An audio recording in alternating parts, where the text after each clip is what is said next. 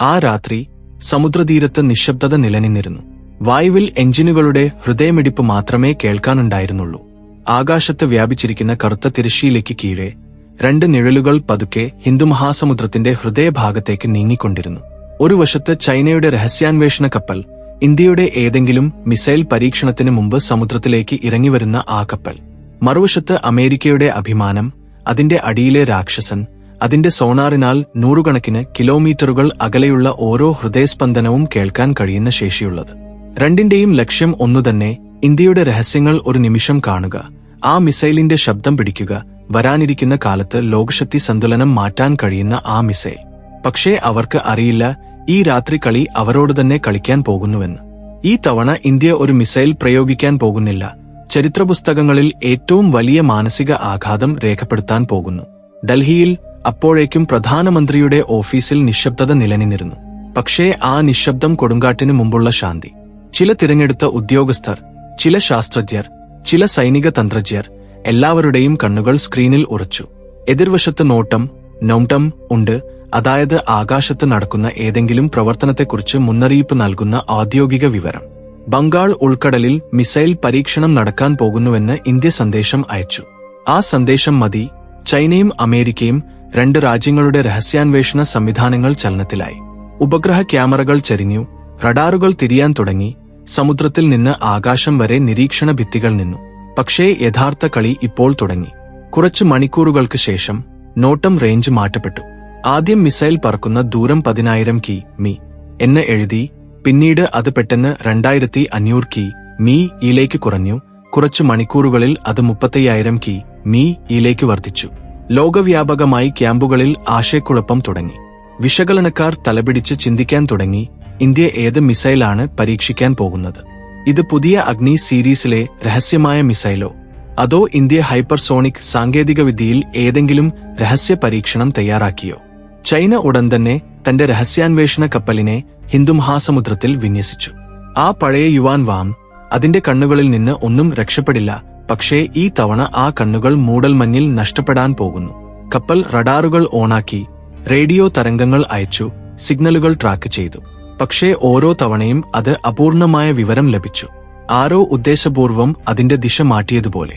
ആ രാത്രി ചൈനയുടെ കപ്പൽ സമുദ്രതീരത്ത് പൊങ്ങിക്കിടന്ന് ഒരു ഭ്രമത്തിൽ ചുഴറ്റുന്നു. ഇന്ത്യയുടെ തന്ത്രം അതിന്റെ ഉച്ചസ്ഥായിയിലാണ്. മറുവശത്ത് അമേരിക്കയുടെ കപ്പൽ ഓഷ്യൻ ടൈറ്റൻ സമുദ്ര ആഴങ്ങളിൽ തന്റെ സോണാർ തിരിക്കുന്നു. പക്ഷേ അതിനും യാതൊരു ചലനവും കണ്ടെത്താനായില്ല. ഒരു കാലത്ത് മുഴുവൻ ഭൂമിയുടെ ചലനങ്ങൾ കണ്ടെത്താമെന്ന് അഭിമാനത്തോടെ പറഞ്ഞ രാജ്യങ്ങൾ ഇന്ന് ഇന്ത്യയുടെ മുമ്പിൽ അന്ധരായി. രാവിലെ ആയപ്പോൾ എല്ലാവരെയും അത്ഭുതപ്പെടുത്തിയ വാർത്ത വന്നു. പരീക്ഷണം റദ്ദാക്കി. യാതൊരു കാരണവുമില്ല, യാതൊരു വിശദീകരണവുമില്ല, ഒരു തണുത്ത പ്രഖ്യാപനം മാത്രം. പരീക്ഷണം മാറ്റിവെച്ചു. ലോക വിശകലനക്കാർ തലപിടിച്ചു. ഇത്ര വലിയ ഒരുക്കങ്ങൾ, ഇത്ര സാങ്കേതിക തയ്യാറെടുപ്പുകൾ, ഇത്ര സസ്പെൻസ്, അവസാനം ഒരു നിശബ്ദം മാത്രം. പക്ഷേ ഇന്ത്യയുടെ ഈ നിശബ്ദതയാണ് ഇപ്പോൾ അതിന്റെ ഏറ്റവും വലിയ ശക്തിയായി മാറിയത്. ലോകം കരുതിയത് ഇന്ത്യ ഒരു മിസൈൽ പ്രയോഗിക്കാൻ പോകുന്നുവെന്നാണ്. പക്ഷേ യഥാർത്ഥത്തിൽ ഇന്ത്യ ഒരു ആശയം പ്രയോഗിച്ചു, ഒരു ഭ്രമം സൃഷ്ടിച്ചു. ഇപ്പോൾ ഏത് പ്രവർത്തനവും ഇന്ത്യയിൽ നിന്ന് മറച്ചുവെക്കാനാവില്ലെന്ന് ഒരു സന്ദേശം നൽകി. ഇത് പുതിയ തന്ത്രം. നിങ്ങളുടെ ശത്രുക്കൾ നിങ്ങളുടെ കാൽവയ്പുകളിൽ നിന്നല്ല, നിങ്ങളുടെ നിശബ്ദതയിൽ നിന്ന് ഭയപ്പെടുന്ന സമയം. ഈ ഒരു തീരുമാനത്തോടെ ഇന്ത്യ ചൈനയുടെയും അമേരിക്കയുടെയും ഉറക്കം കവർന്നു.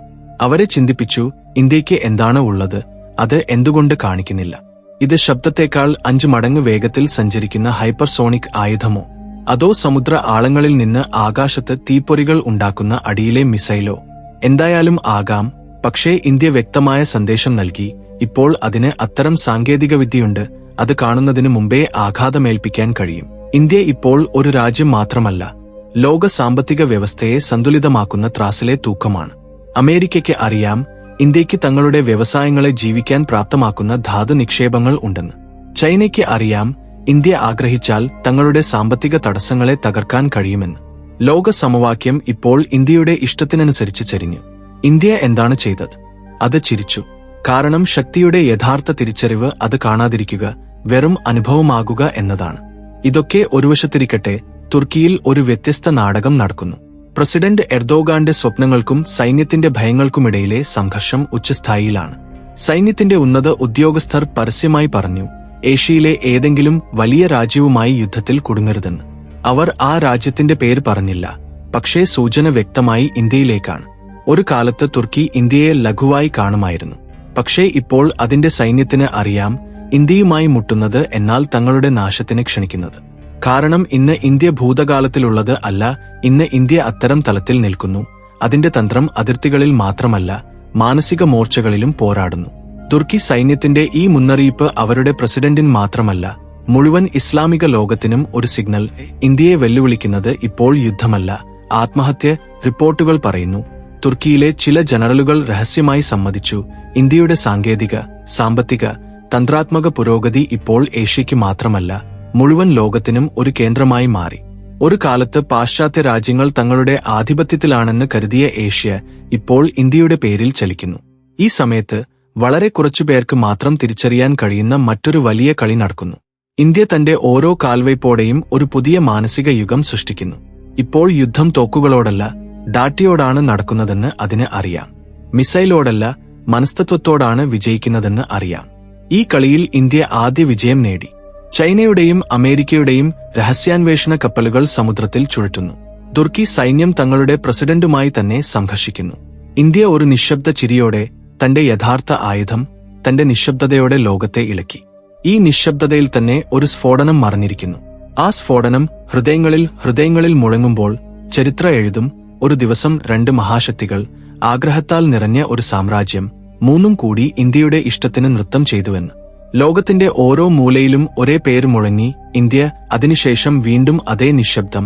അതിൽ മറഞ്ഞിരിക്കുന്ന സ്ഫോടനം ആദ്യ ഭാഗത്തിന്റെ അവസാന വാക്യത്തിൽ പ്രഖ്യാപിക്കപ്പെട്ടു. ആ നിശബ്ദതയോടെ തന്നെ കഥ മുന്നോട്ട് നീങ്ങുന്നു. ആ നിശബ്ദം ഇപ്പോൾ ഒരു ശബ്ദമായി മാറി. ആ ശബ്ദത്തിൽ തന്നെ അപകടം. കാരണം ലോകം ഒരു ശബ്ദം കേട്ട് ആശയക്കുഴപ്പത്തിൽ കുടുങ്ങിയാൽ ആ ശബ്ദം ഭാരമേറുന്നു. ആ ഭാരമുള്ള ശബ്ദത്തെ ആരും മറക്കില്ല. ആ മറക്കാനാവാത്ത ശബ്ദത്തിന്റെ പേര് ഇന്ത്യയുടെ പുതിയ തന്ത്രം. അത് കാണാൻ ലളിതമാണ്, പക്ഷേ അതിന്റെ ഉദ്ദേശങ്ങൾ അത്ര സങ്കീർണമാണ്. അത് വേഗം മനസ്സിലാക്കാൻ ആഗ്രഹിക്കുന്നവർ തങ്ങളുടെ സ്വന്തം കെണിയിൽ കുടുങ്ങും. ഇത് യുദ്ധകഥയല്ല, വെറുമൊരു കളി. ഈ കളിയിൽ നയതന്ത്രം ആയുധങ്ങളുടെ വേഷം ധരിച്ചു, സാങ്കേതികവിദ്യ വഞ്ചനയ്ക്ക് ജ്ഞാനരൂപം നൽകി. ഈ കളിയുടെ യഥാർത്ഥ സൗന്ദര്യം എന്തെന്നാൽ ഇന്ത്യ ഇതിനെ വെറുമൊരു നാടകമാക്കിയില്ല, അത് അങ്ങനെ നയിച്ചു. ശത്രു അതിനെ വായിക്കാൻ ശ്രമിച്ചു, പക്ഷേ ഓരോ തവണയും സിഗ്നലുകളുടെ കെണിയിൽ കുടുങ്ങി.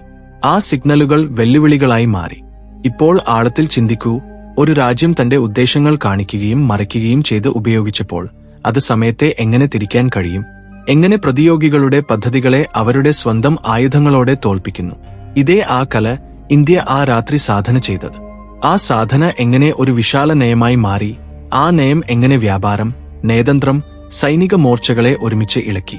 ഇതിനെ വിശദീകരിക്കേണ്ടത് പ്രധാനമാണ്, കാരണം ലളിതമായ തീരുമാനങ്ങൾക്ക് പിന്നിൽ എത്ര ആഴമുള്ള ചിന്തയാണ് മറഞ്ഞിരിക്കുന്നതെന്ന് മനസ്സിലാക്കണം. ആദ്യം മാനസിക യുദ്ധത്തെക്കുറിച്ച് സംസാരിക്കാം. ആ യുദ്ധത്തിൽ വിവരം, ഭ്രമം, സമയത്തിന്റെ കളി നിർണായകമാണ്. ഇന്ത്യ ഉദ്ദേശപൂർവം തന്റെ വിവരത്തെ പാളികളായി വിടർത്തുന്ന കളി കളിച്ചു. ഇതിനെ പക്ഷപാതമോ അതിശയോക്തിയോ ആയി കാണരുത്, കാരണം ഇത് വെറും സിഗ്നലുകൾ മാറ്റുന്നതിനെക്കുറിച്ചല്ല, പ്രതിയോഗി തന്റെ മൂലധനം, സമ്പത്ത്, തന്ത്രം എങ്ങനെ ഉപയോഗിക്കാൻ തയ്യാറാകുമെന്ന് കാണുന്നതിനെക്കുറിച്ചാണ്. നിങ്ങൾ എതിർവശത്തുള്ളവനെ യഥാർത്ഥ ലക്ഷ്യം ആകാശത്തിലോ ഭൂമിയിലോ എന്ന് ചിന്തിപ്പിച്ചാൽ അയാൾ തന്റെ ശക്തിയെ വിഭജിക്കും. വിഭജനത്തിൽ ദുർബലത ജനിക്കുന്നു. ഇന്ത്യ ഈ തന്ത്രം സ്വീകരിച്ചു. നിർദ്ദിഷ്ട സാങ്കേതികവിദ്യയെ ബഹിരാകാശം ചെയ്യാതെ പ്രതിയോഗിയെ അയാളുടെ സ്വന്തം സാധനങ്ങളോടെ കെണിയിൽ കുടുക്കി, തെറ്റായ ലക്ഷ്യങ്ങളിൽ തോൽപ്പിച്ചു, പിന്നീട് നിശബ്ദമായി പിന്മാറി. ഒരു കെണി നെയ്തു, അതിന്റെ നടുവിൽ നിന്ന് ഊർന്നിറങ്ങി, ബാക്കിയുള്ളവരെ നോക്കി ചിരിച്ചു. ഇപ്പോൾ സമുദ്രതന്ത്രത്തിന്റെ അടുത്ത അധ്യായം നോക്കാം. അതിൽ ഇന്ത്യ തന്റെ നാവികാസേനയുടെ ഉപസ്ഥിതി, ആജ്ഞകളുടെ സൂക്ഷ്മത സ്ഥാപിച്ചു. സമുദ്രം ശൂന്യമല്ല, ആരെങ്കിലും അതിന്റെ യഥാർത്ഥ തിരിച്ചറിവിൽ ഇടപെടുന്നതുവരെ. ഇന്ത്യ സമുദ്ര ജംഗിളിലെ മറഞ്ഞ വഴികൾ ഉപയോഗിച്ച് പ്രതിയോഗിയെ ആശയക്കുഴപ്പത്തിലേക്ക് തള്ളി. അത് സബ്മറൈൻ ഓപ്പറേറ്റിംഗ് പാറ്റേണുകൾ, റഡാർ ജാമിംഗ്, വിവരദമനത്തിന്റെ സംയോജനം നടപ്പാക്കി. അത് വെറും സാങ്കേതികമല്ല, കലാരൂപം. ഇതോടെ പ്രതിയോഗി കപ്പലുകൾ, ഉപഗ്രഹങ്ങൾ തമ്മിലുള്ള ഏകോപനം തകർന്നു. അവർക്ക് പൂർണ്ണ ചിത്രം കാണാൻ കഴിഞ്ഞില്ല. ഇതോടെ ഇന്ത്യയുടെ യഥാർത്ഥ ഉദ്ദേശങ്ങൾ മറഞ്ഞു. ഇതാണ് യഥാർത്ഥ ഉദ്ദേശ്യം. ശ്രദ്ധിക്കൂ, ഇത് വെറും സൈനിക വിവേകത്തെ ആശ്രയിച്ചതല്ല, നയതന്ത്രത്തിന്റെ സൂക്ഷ്മ പ്രവർത്തനങ്ങളോടൊപ്പം. ഇന്ത്യ തന്റെ സഹചാര രാജ്യങ്ങളുമായി സംഭാഷണം, സഹകരണം ശ്രദ്ധാപൂർവം വർദ്ധിപ്പിച്ചു. ഏകാന്തതയുടെ പ്രതിഫലനം ഹാനികരമാണെന്ന് അതിന് അറിയാം. അതുകൊണ്ട് അത് സാമ്പത്തിക വ്യവസ്ഥ, ജ്ഞാനം, സാങ്കേതികവിദ്യ വഴി സൗഹൃദ ശൃംഖല നിർമ്മിച്ചു. ഇതോടെ ഏത് രാജ്യവും ചൈനയുടെ ഏകപക്ഷീയ നയം സ്വീകരിക്കുന്നതിന് മുമ്പ് 100 തവണ ചിന്തിക്കും. ഈ തന്ത്രത്തിന്റെ പ്രഭാവം തുർക്കിയിൽ സൈനിക പരാജയം, രാഷ്ട്രീയ സമ്മർദ്ദത്തിന്റെ സമാന്തര സന്ദർഭം പുറത്തുവന്നപ്പോൾ കാണപ്പെട്ടു. അവിടെ സൈന്യവും ഉദ്യോഗസ്ഥരും തമ്മിലുള്ള വലിവ് സൈനിക നിർണായകത അതിർത്തികളിൽ മാത്രമല്ല, ആഗോള ചിന്തയ്ക്കനുസൃതമായും പരീക്ഷിക്കപ്പെടുന്നുവെന്ന് തെളിയിച്ചു. തുർക്കിയിൽ ഉയർന്നുവന്ന മുന്നറിയിപ്പുകൾ ഒരു സിഗ്നൽ. ഇപ്പോൾ പ്രാദേശിക ശക്തികളും ഇന്ത്യയുടെ വർദ്ധിക്കുന്ന പ്രഭാവം ഒരു ഭ്രമാത്മക ചിത്രമല്ല, ഒരു സുസംഘടിത ശേഷിയാണെന്ന് മനസ്സിലാക്കണം. അവർ അതുമായി മുട്ടുന്ന തെറ്റ് ചെയ്താൽ പരിണാമങ്ങൾ അവർക്ക് വിനാശകരമായിരിക്കും. ഈ മുന്നറിയിപ്പുകൾ വെറും വാക്കുകളല്ല, അവയ്ക്ക് പിന്നിൽ ഇന്ത്യയുടെ രാഷ്ട്രീയ സഹിഷ്ണുത, സൈനിക സ്ഥിരത്വം ഉണ്ട്. ഇവ സങ്കടകാലത്ത് മെച്ചപ്പെട്ട പ്രത്യാമ്നായങ്ങൾ നൽകുന്നു. ഈ ചിന്ത ഇപ്പോൾ പല രാജ്യങ്ങളുടെ മനസ്സിൽ വേരൂന്നി. ഇപ്പോൾ ഏത് വലിയ പ്രവർത്തനവും തീരുമാനിക്കുന്നതിന് മുമ്പ് ഇന്ത്യയുടെ പ്രതികരണം പരീക്ഷിക്കുന്നത് നിർബന്ധമാണ്. പക്ഷേ ഇതൊക്കെ അത്ര എളുപ്പത്തിൽ നടന്നില്ല. ഇതിന് പിന്നിൽ നയതന്ത്രത്തിന്റെ ആഴമുള്ള തയ്യാറെടുപ്പ്, ശാസ്ത്രജ്ഞരുടെ തിരഞ്ഞെടുത്ത നിശബ്ദം, തന്ത്രജ്ഞരുടെ രാത്രികളുടെ പാളികൾ ഉണ്ട്. ഇതിന് ഒരു വലിയ കാരണം സാങ്കേതിക ആത്മനിർഭരത, അതിനെ മുന്നോട്ട് കൊണ്ടുപോകുന്ന നയം. ഇന്ത്യ വർഷങ്ങളായി ജ്ഞാനം, സാങ്കേതികവിദ്യയുടെ ഒരു ഇക്കോസിസ്റ്റം ഉണർത്തി. അതിന്റെ ഉദ്ദേശം വെറും ഉൽപാദനം മാത്രമല്ല, ഉയർന്ന സാങ്കേതികതയിൽ ആത്മവിശ്വാസം വളർത്തുക. ഈ ആത്മവിശ്വാസം റെയർ എർത്ത് പോലുള്ള സമ്പത്തുകളോടൊപ്പം ഒരു തന്ത്രാത്മക സംയോജനമായി മാറി. ഇതോടെ ഇന്ത്യ ആഗോള വിതരണ ശൃംഖലയിൽ നിർണായക സമ്പത്തായി ഉയർന്നു. വിതരണത്തിന്റെ നിയന്ത്രണം നിങ്ങളുടെ കയ്യിലുള്ളപ്പോൾ സൈനിക ശക്തിയുടെ രൂപം പൂർണ്ണമായി മാറുന്നു. കാരണം പ്രതിയോഗി ഇപ്പോൾ വെറും സൈനിക രൂപങ്ങളെ ആശ്രയിക്കാൻ കഴിയില്ല. അയാൾ തന്റെ സാമ്പത്തിക വ്യവസ്ഥ, വ്യവസായങ്ങൾക്കായി പ്രത്യാമ്നായങ്ങൾ തേടണം. ആ പ്രത്യാമ്നായങ്ങൾ പലപ്പോഴും തന്ത്രാത്മക ഉടമ്പടികളായി മാറുന്നു.